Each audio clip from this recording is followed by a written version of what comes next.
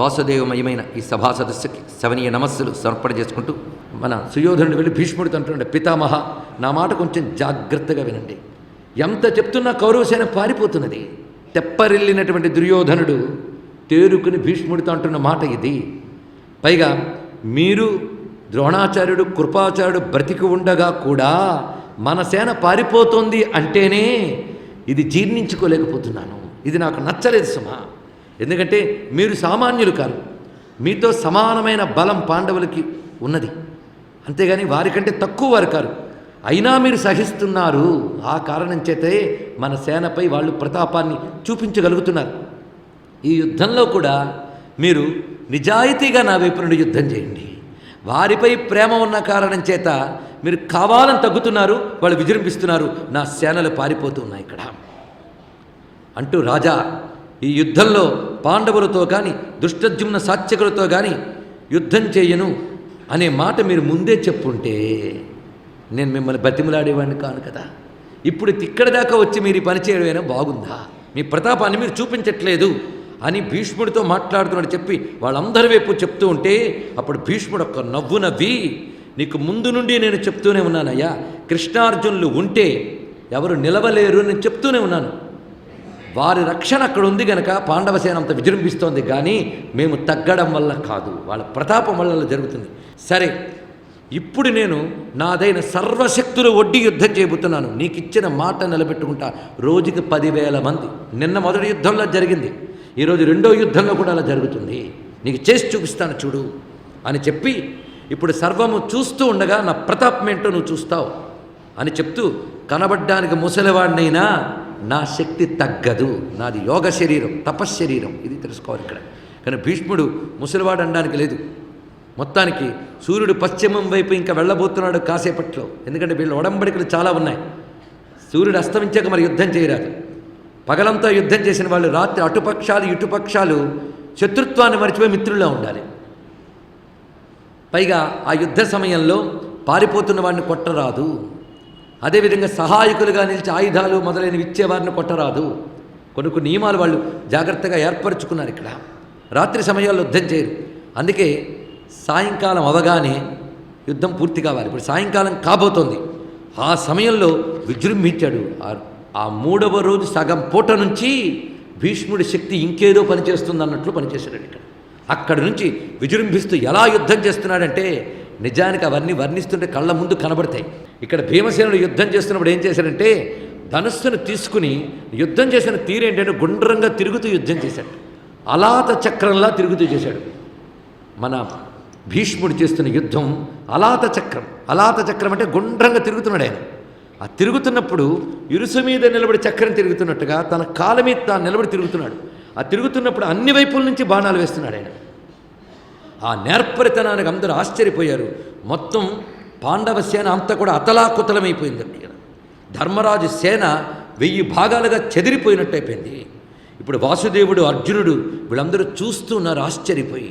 అప్పుడు కృష్ణుడు అంటున్నాడు, ఇదిగో నువ్వు నేను అటు రథాన్ని తోలుతున్నాను పద అని చెప్పి అటు రథాన్ని కృష్ణ పరమాత్మ తోలుతున్నాడు. ఎంత అద్భుతమైనటువంటి సౌందర్యం!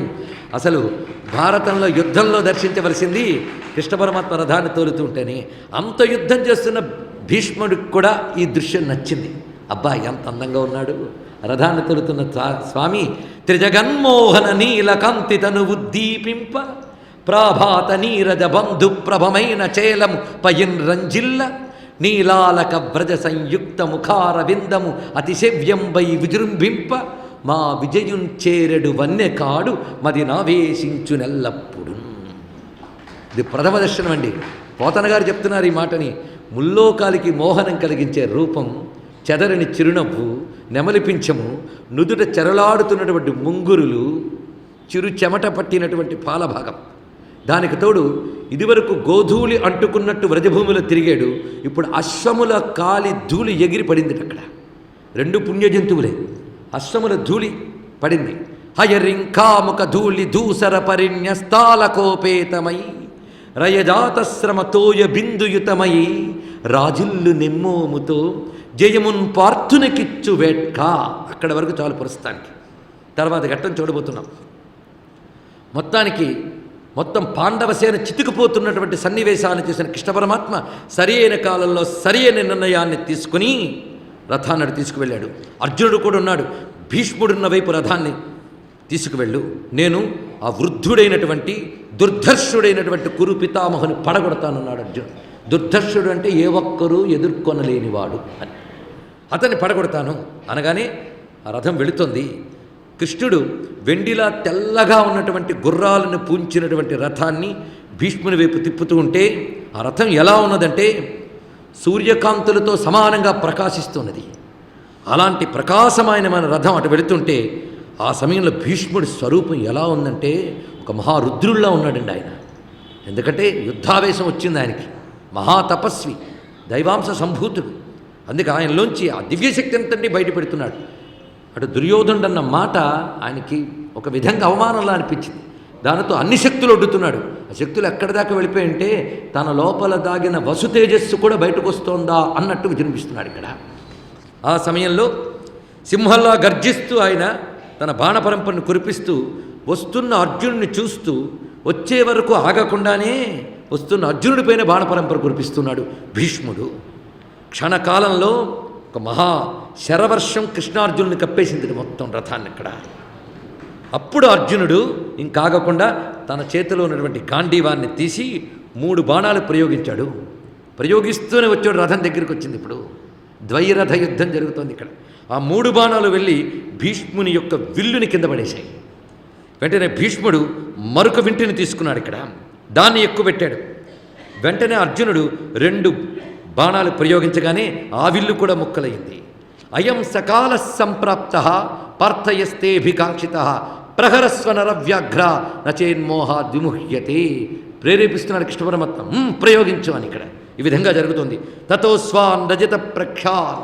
ఆ విధంగా ఆ తెల్లని గుర్రాలు పూంచిన రథంపై శ్వేతవాహనుడైన మహానుభావుడు విజృంభిస్తూ ఉంటే అప్పుడు కృష్ణ పరమాత్మ భీష్ముడు ప్రయోగిస్తున్నటువంటి బాణాల యొక్క శక్తిని గుర్తుపెట్టుకుంటూ దాని ప్రకారం రథాన్ని నడుపుతున్నాడు ఇక్కడ. సారథికి ఎంత నేర్పరితనం ఉండాలి ఇక్కడ. అది మీద పడకుండా జాగ్రత్తగా తీసుకువెళ్తున్నాడు ఇక్కడ. అది మండలాకారంగా రథాన్ని తిప్పుతున్నాడు. మనసులో ధ్యానించుకోవాలండి. కృష్ణ పరమాత్మ రథాన్ని మండలాకారంగా తిప్పుతున్నాడు. ఆ స్థితిలో కూడా భీష్ముడు కృష్ణార్జునులపై పదునైన బాణములు వేస్తున్నాడు. అప్పుడు వాసుదేవుడి మీద కూడా బాణాలు పడుతున్నాయి, తగులుతున్నాయి. ఇదంతా చూస్తున్నాడు వాసుదేవుడు. అర్జునుడిని పరిశీలిస్తున్నాడు. నిజంగా అర్జునుడు ఏదో పేరుకు యుద్ధం చేస్తున్నాడు కానీ చేయాల్సిన యుద్ధం చేయట్లేదు. ఇది గమనించాడు ఆయన. గమనించి అదర్శయత్ వాసుదేవో హయయానే పరంబలం. ఆయన ఇంత అద్భుతంగా ఈయన సారథ్యం వహిస్తున్నప్పటికీ ఈ చేస్తున్నటువంటి పనిని ఒక్కసారి పరిశీలించాడు. అర్జునుడు చేస్తున్నది. అర్జునుడు మృదువుగా యుద్ధం చేస్తున్నాడు. భీష్ముడు ఆ మృదుత్వాన్ని విడిచిపెట్టాడు. ఆయన విజృంభించదలుచుకున్నాడు. పాండవుల్ని చంపను అన్నాడు కానీ పాండవులతో యుద్ధం చేశాడు భీష్ముడు. చూడండి ఎక్కడ తగ్గలేదు. శిఖండితో యుద్ధం చేయను, పాండవుల్ని చంపను, ఇంతే అన్నాడు ఆయన ఇక్కడ. కానీ పాండవుడితో యుద్ధం చెయ్యను అనలేదు ఆయన. యుద్ధం చేస్తూనే ఉన్నాడు.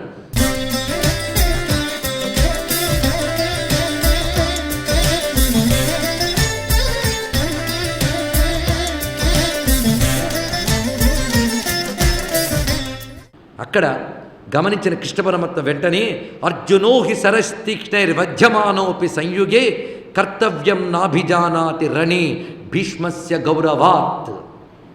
అర్జునుడు మనస్సును కనిపెట్టేశాడండి. సారథి అయిన కృష్ణుడు వాడి తీక్ష్ణమైనటువంటి బాణాలు వేస్తూ విజృంభిస్తూ ఉంటే తాను సమర్థవంతంగా ఎదుర్కొనగలిగే శక్తి ఉండి కూడా చెయ్యవలసిన యుద్ధాన్ని చెయ్యట్లేదు అర్జునుడు. ఎందుకంటే భీష్మస్య గౌరవాత్, భీష్ముడిపై ఉన్నటువంటి గౌరవం చేత చేయట్లేదు. అందుకు మృదు యుద్ధం చేస్తున్నాడు.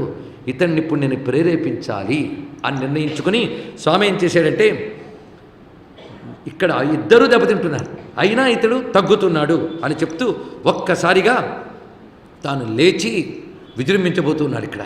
ఎందుకంటే అప్పుడు సాత్యకి భీష్ముని విజృంభణతో పారిపోతున్నారు పాండవసేనలు. కేవలం కృష్ణార్జునుల రథం మాత్రమే నిలబడింది. పాండవసేనలు భయచక్తులై పారిపోతున్నారు. అలా విజృంభించండి భీష్ముడు. ఎందుకంటే మధ్యాహ్నం వరకు కౌరవసేనలు పారిపోయి ఇప్పుడు పాండవసేనలు పారిపోతున్నాడు భీష్ముడు ఒక్కడి విజృంభణకి. అప్పుడు సాత్విక ఏం చేస్తున్నాడంటే పారిపోతున్న వాళ్ళని చూసి, ఏ క్షత్రియులారా, మీరు చేసిన ప్రతిజ్ఞ ఏమిటి? మీరు మీ వీరధర్మాన్ని మర్చిపోయి పారిపోతున్నారు. ఇది తగదు సుమా అంటున్నాడు సాత్యకి. కానీ సాత్యకి మాటలు వినకుండా పారిపోతున్నారు పాండవసేనులు. అప్పుడు కృష్ణ పరమాత్మ అంటున్నాడు, హే సాత్యకి, వెళ్ళే వాళ్ళు వెళ్ళని, ఇప్పుడు భీష్ముడితో సహా సమస్త కౌరవసేన్ని నేనొక్కడనే సంహరిస్తాను. ఎవరికి కర్తవ్యాలు తెలియడం లేదన్నాడు. ఎవరికి తెలియట్లేదు? ముందు వెనకాల ఉన్నవాడికి. ఏ యాంతి తే యాంతు శిని ప్రవీర, ఏపి స్థితా సత్వత తేపి యాంతు, భీష్మం రథాత్ పశ్య నిపాత్యమానం, ద్రోణంచ సంక్షే సగణం మయాజ్య. ఇప్పుడు నేను అనుచర గణాలతో పాటు భీష్ముని ద్రోణుని కూడా రథాల నుంచి పడగొడతాను. మొత్తం కౌరవసేనని నేను ఒక్కడినే దెబ్బతీస్తాను. ఇదిగో భీకర చక్రాన్ని పట్టుకుంటున్నానని చెప్పి చక్రం తీసుకుని నేనే యుద్ధం చేసి ధర్మరాజుకి ఇవ్వవలసినటువంటి రాజ్యాన్ని ఇస్తాను అని ఆ చక్రం పట్టుకుని ఒకసారి దుమికెడి కృష్ణ పరమాత్మ హఠాత్తుగా. నిగత్య భీష్మం సగణం తథాజౌ, ద్రోణంచ శయినేయ రథ ప్రవీరౌ, ప్రీతిం కరిష్యామి ధనంజయస్య, రాజ్ఞస్య భీమస్య తథాశ్వినోశ్చ. పాండవులకి ఇచ్చిన మాట ప్రకారంగా మొత్తం కౌరవ హననం చేసి నేను విజయం కలిగిస్తాను అని ఎప్పుడైతే దిగాడో వెంటనే ఆనంద పరవశుడైపోయాడు భీష్ముడు. ఆయన కృష్ణ పరమాత్మను చూసి నమస్కారం చేసుకుని, రావయ్యా, ఇందుకోసమే ఎదురు చూస్తున్నాను. ఇలాంటి దృశ్యం ఎప్పుడు కనబడుతుంది నాకు? ఎందుకంటే నీ చేతిలో మరణించే భాగ్యం నాకు కల్పిస్తున్నావా స్వామి. ఏ హి దేవేశ జగన్నివాస, నమోస్తుతే మాధవా చక్రపాణి. సుదర్శన చక్రం పట్టుకొస్తున్నటువంటి స్వరూపం. ఈ స్వరూపాన్ని హత్తుకుపోయిందండి. అందుకే చిట్ట చివరికి అంపశయ్యలో కూడా ధ్యానిస్తాడు. ఎలా ధ్యానిస్తాడో మరొక సందర్భంలో తెలుసుకున్నాం. ఏహి దేవేశ, రా రా పిలవడం ఎలాగ? ఏ అంటే రా రా కృష్ణ రా. నువ్వెవరివి? దేవేశ జగన్నివాస మాధవ చక్రపాణి ప్రసహ్యమాం పాతయ లోకనాథ. రా, నన్ను కింద పడి, ఈ రథం నుంచి కింద పడి, సర్వశరణ్య, అందరికీ దిక్కైన వాడా, యుద్ధంలో నన్ను ఓడించు. త్వయాహతస్యాపి మమాజ్య కృష్ణ శ్రేయ పరస్మిన్నిహ చైవ లోకే, సంభావితోస్మంధక వృష్టినాథ లోకైస్త్రిభిర్వీర తవాభియానాత్. నువ్వు నా కోసం పూనుకునిలా రావడం వలన ఉన్నదే, ఇది నా కీర్తిని పెంచుతుంది. ఇహానికి పరానికి కూడా నాకు చాలా మంచిది సుమా, రా అని అంటూ ఉంటే వెంటనే అర్జునుడు రథాన్ని దిగివచ్చి పాదం పట్టుకుని వెనక్కి లాగుతున్నాడు. కృష్ణ, అంత పని చెయ్యకు అనగానే కృష్ణుడు ఇలా చూశాడు కోపంగా. ఒక్కసారి నీ ఉద్దేశం నాకు అర్థమైంది. నేను మెత్తగా యుద్ధం చేస్తున్నాను, నాకు పాఠం చెప్పాలని నువ్వు ఈ పని చేయబోతున్నావు. కనుకనే నీ ప్రతిజ్ఞకి నువ్వు కట్టుబడి ఉండు, నువ్వు యుద్ధం చెయ్యకు, నేనే యుద్ధం చేస్తాను, రా రథాన్ని తోలు అని చెప్పగానే కృష్ణుడు సరే అని చెప్పి మళ్ళీ రథం ఎక్కాడు. రథం కదిలింది. ఆ రోజున ఇంకా అర్జునుడు విజృంభణ అక్కడి నుంచి చాలా గొప్పగా జరిగింది. యుద్ధంలో అర్జునుడు అప్పుడు 10,000 రథాల్ని భంగపరిచాడు, 700 ఏనుగుల్ని చెప్పాడు. అంతేకాదు చుట్టూ ఉన్నటువంటి వారు కౌరవసేన అంతా కూడా గడగడలాడే చేశాడు. చిట్ట చివరికి భీష్మ పితామహునిపై ఆయన కొట్టిన దెబ్బలకి భీష్ముడు కూడా మూర్ఛితుడైపోయాడు. ఆ రోజు యుద్ధంలో భీష్ముడు ఓడిపోయాడండి. ఇక్కడ 3 రోజుల యుద్ధం పూర్తయింది. మళ్ళీ 4వ రోజు యుద్ధం ప్రారంభమైంది. మళ్ళీ భీష్ముడు బయలుదేరాడు వాళ్ళ సేనలతో. ఇక అర్జునాదులు కూడా ఇటు సిద్ధంగా ఉన్నారు. ఇక ద్రోణుడు, కృపుడు, శల్యుడు, వివింశతి, దుర్యోధనుడు, సౌమదత్తి మొదలైన వారందరూ కూడాను ఇటు భీష్మునికి రక్షకులుగా చుట్టూ ఉన్నారు. యుద్ధములు ఎలా జరుగుతున్నాయంటే ఇద్దరు ఉండడమే కాదు, భీష్ముని కాపాడుకోవాలి. ఆ శిఖండితో భీష్ముడికి ఎదురు పడకుండా, ఆ శిఖండితో ఆ బాణములు తగలకుండా మనం కాపాడుకోవాలి. ముందు అర్జునుడి బాణ ధాటి కూడా భీష్ముడికి తగలకుండా కాపాడుకోవాలని చెప్పి దుర్యోధనాదుల రోజు ప్రత్యేక శ్రద్ధ తీసుకున్నారు ముందు రోజు జరిగిన ప్రకారంగా. ఇక అర్జునుడికి చుట్టూ కూడా ఉన్నటువంటి వాళ్ళు అభిమన్యుడితో పాటు ఇతరులైనటువంటి రాజులు కూడా అక్కడ నిలబడి ఉన్నారు. మొత్తానికి ఇప్పుడు యుద్ధం ప్రారంభమైంది. అభిమన్యుడు ప్రతాపం ఇక్కడి నుంచే మొదలవుతుందండి. దుష్టజుమ్నుడు, అభిమన్యుడు కలిసి విజృంభించి అందులో కొందరు ప్రధానమైనటువంటి కురువీరులను కూడా నశింపజేశారు. ఇక భీమసేనుడు తన ప్రతాపంతో గజసేనని దెబ్బతీశాడు, ఆ రోజు వచ్చినటువంటి గజసేనని. ఇలా జరుగుతున్నటువంటి యుద్ధంలో సాత్యకి, భూరిశ్రవుడు వీళ్ళిద్దరి మధ్య యుద్ధం జరిగింది. అలాగే ఇప్పుడు భీమసేనుడు, భీష్ముల మధ్య కూడా యుద్ధం జరిగింది. ఇక్కడ భీమసేనుడు కూడా తన ప్రతాపాన్ని చూపిస్తూనే ఉన్నాడు. ఇక్కడ ఆ విధంగా వివిధములైన యోధుల మధ్య ఆ 4వ రోజు యుద్ధం కూడా జరుగుతున్నది. అప్పుడు భీష్ముడు ఆ అర్జునుడు చూపిస్తున్న విజృంభణని చూసి అంటూ ఉన్నాడు, ఏమైనప్పటికీ యుద్ధం చూస్తూ ఉంటే చాలా ఆశ్చర్యంగానూ ఉన్నది, వీళ్ళకి ఎంత చెప్పినా నా మాట వినట్లేదు, కృష్ణార్జునుల యొక్క ప్రతాపం ఈరోజు కళ్ళ ముందు కనబడుతున్నా గమనించడం లేదు అనుకున్నాడు. ఆ విధంగా 4వ రోజు యుద్ధం కూడా పూర్తయింది. అంతేకాదు ఆ 4వ రోజు యుద్ధంలో కూడా వచ్చి అన్నాడు దుర్యోధనుడు, ఇవాళ చూసావా విజృంభణ ఎలా జరిగిందో, నిన్న మధ్యాహ్నం వరకు నువ్వు బాగానే ఉన్నావు, సాయంత్రం వచ్చేటప్పటికల్లా మళ్ళీ అర్జునుడు విరెచ్చిపోయాడు, ఇవాళ చూస్తే మన వాళ్ళే ఎక్కువ దెబ్బతిన్నారు, నువ్వు నీ లెక్క ప్రకారం 10,000 లెక్కప్ప చెప్పేశావు, కానీ వాళ్ళ విజృంభణ చాలా తీవ్రంగా ఉంది, లెక్క కడితే మన వాళ్ళ నష్టమే ఎక్కువ ఇవాళ జరిగింది. మళ్ళీ అనుమానించేటాడు ఇక్కడ, నువ్వు నిజంగా మా వైపు నుండే చూస్తున్నావా, ఎన్ని మార్లు ఆ పాపాత్ముడు మాట్లాడుతున్నాడు చూడండి ఇక్కడ. అనగానే భీష్ముడు అన్నాడు, నీకు చెప్తే వినవేమిటయ్యా, నేను కాదు కదా, నువ్వు ఎవరిని తీసుకొచ్చినా వాళ్ళ శక్తివంచన లేకుండా యుద్ధం చేసినా కృష్ణార్జునులు ఉన్న చోట నువ్వు దెబ్బతీయలేవు. ఈ మాట నేను ఎప్పుడు చెప్తూ ఉన్నాను, నువ్వు ఇప్పటికీ వినట్లేదు, ఇంత జరిగిన నువ్వు గమనించట్లేదు. అసలు కృష్ణుడు ఎవరికి రక్షకుడుగా ఉంటాడో వారిని దేవతలు కానీ అసురులు కానీ ఏమీ చెయ్యలేరు. ఈ మాట ఎప్పుడు చెప్తున్నాను, ఇప్పుడు చెప్తున్నాను. అంటే ఏమనుకున్నా కృష్ణుడు అంటూ యుద్ధంలో గాయాలన్నీ తగిలినటువంటి వాడు, పైగా అప్పుడు దుర్యోధనుడు ఎలా వచ్చాడంటే ఒళ్ళంతా నెత్తురోడుతోంది అతనికి, ముఖ్యంగా దెబ్బలు తినేశాడు భీమసేనుడి చేతిలో, ఆ నెత్తురోడుతూ వచ్చాడు ఈడ్చుకుంటే శరీరాన్ని, బలం లేదు. నువ్వు దెబ్బతిన్నావు కనుక ఆవేశంతో అంటున్నావు, అనరాని మాటలు అంటున్నావు. వాళ్ళిద్దరు నరనారాయణులయ్యా అంటూ బ్రహ్మభూత స్తోత్రం మనకు స్తోత్రం ఉంటుంది ఇక్కడ, ఆ స్తోత్రాన్ని చేస్తూ కూర్చున్నాడు భీష్మ పితామహుడు. ఇదంతా కృష్ణార్జున మహిమని చెప్పే స్తోత్రం, అది దివ్య స్తోత్రం. అది వెతుక్కుంటే భారతం నుంచి ఎన్ని దొరుకుతాయో చూడండి ఇక్కడ. అందుకే భారతం ఒక్కటి చాలు అని అనేక మార్లు అనడానికి కారణం అది. మీకు ఇష్టదేవతా స్తోత్రములన్నీ భారతంలో ఉన్నాయి.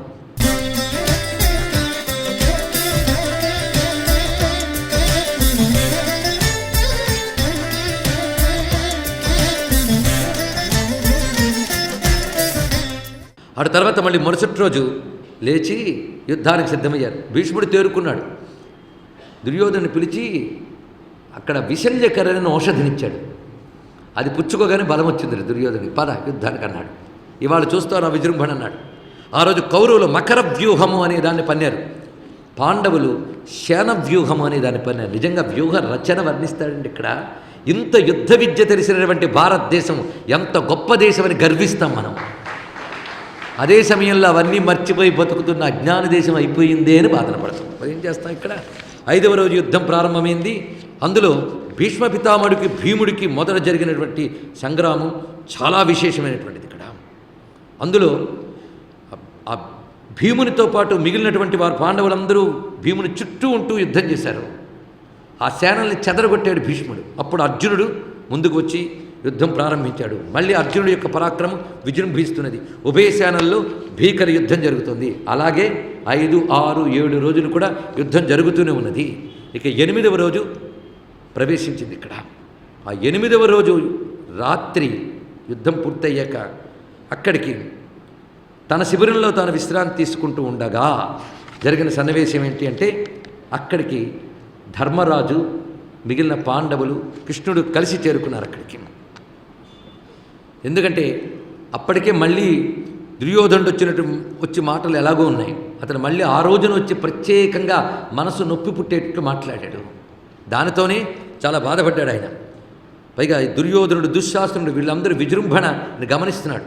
8వ రోజు యుద్ధంలో కూడా అర్జునుడు విజృంభణ చూస్తూ అతను వేసిన బాణములు ఒంటి గుచ్చుకుని తీవ్ర బాధ పెడుతూ ఉంటే శిఖండి కూడా ముందే ఉన్నాడు. శిఖండిని ముందుంచుకు యుద్ధం చేయడం అంటే శిఖండిని తన రథం మీద నిలుపుకోవడం కాదండి, తెలుసుకోండి. శిఖండి రథం శిఖండిదే, ఎవరి రథాలు వాళ్ళవే.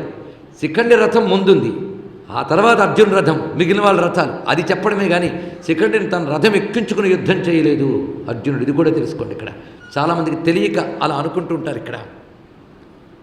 నిజానికి ఆ రోజున దుశ్శాసనుడు పక్కనున్నాడు. ఎవరికి? మన భీష్మ పితామహుడికి. అప్పుడు జరిగినటువంటి యుద్ధంలో అద్భుతమైనటువంటి మాట అంటాడు ఈయన. చూసావా, ఈరోజు బాణాలను బాధ పెడుతున్నాయే, ఇవి శిఖండి కొట్టినవి, అర్జునుడు కొట్టినవి. శిఖండి కొట్టిన నన్ను ఏం బాధించాం, అర్జునుడు కొట్టినవి. వీళ్ళ యొక్క ప్రతాపం చాలా విశేషమయ్యా, చెప్తే అర్థం చేసుకోలేదు. అది దుశ్శాసనుడితోనే చెప్పాడు మహానుభావుడు. ఆ రోజు రాత్రి కూడా దుర్యోధనుడు కటువు మాట్లాడితే దుర్యోధనుడితో మాట్లాడుతున్నాడు. ఇక్కడ మాత్రం నిజంగా భీష్ముడిని చూస్తే కన్నీళ్ళు వస్తాయండి మనకి. ఎందుకంటే ఈ దుర్మార్గుడు ఎన్ని మార్లు అవమానకరంగా మాట్లాడుతున్నాడు ఇక్కడ. ఎందుకంటే మధ్యలో కర్ణుడు కూడా అంటాడు, చూసేవాడిని భీష్ముడిని పెట్టుకున్నాం, ఏం చేశాడు? ఇప్పటికి అదే జరుగుతుంది.